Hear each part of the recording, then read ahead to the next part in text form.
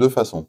Alors, la façon, simple et rapide, en fait, c'est un kit d'évaluation qui se présente sous forme d'une valise, donc dans lequel on va trouver, 5 dispositifs justement, ce qu'on appelle les on-relais, donc fonctionnant sur pile, qu'on peut disséminer, sur un site, soit dans ce qu'on appelle un campus ou un site industriel ou même dans la nature.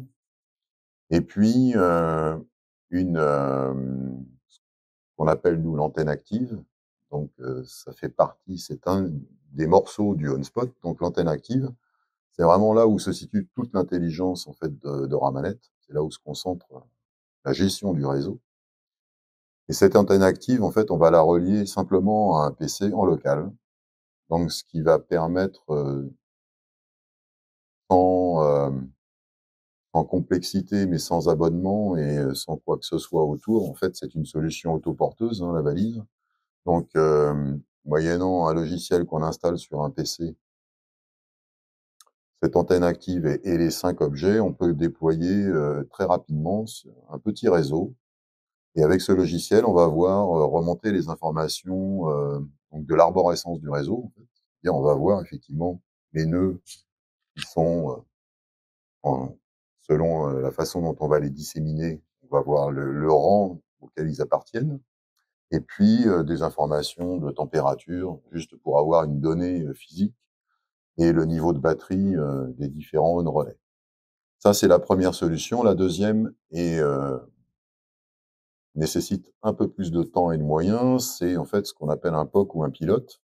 Donc là, effectivement, on va installer une vraie gateway on-spot avec son antenne active qu'on appelle la SAA, et puis un nombre, ça, à définir, hein, c'est 10, 50, peut-être même 100, dispositifs comme le on-relais, qu'on va aussi disséminer sur le site.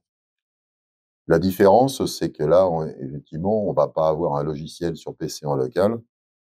Donc les informations remontent sur un serveur Orama System, et ensuite, moyennant un tableau de bord qu'on met à disposition sous Thingsboard, en fait, le temps de l'évaluation, le client peut superviser, enfin contrôler, visualiser en fait toutes les informations, les métriques du réseau. Ce seront les mêmes, hein, de toute façon que celles qu'il y avait sur le PC, sauf qu'effectivement le moyen d'accès est différent. C'est effectivement sur un cloud. Et puis surtout le nombre, évidemment le nombre d'objets est beaucoup moins limité. Et on va retrouver les mêmes informations, c'est-à-dire, sauf que là on pourra rajouter une géolocalisation éventuellement. Donc on va retrouver les objets, leur situation, l'arborescence du réseau, des informations de température, et puis les niveaux de batterie ou de pile aussi de la même façon.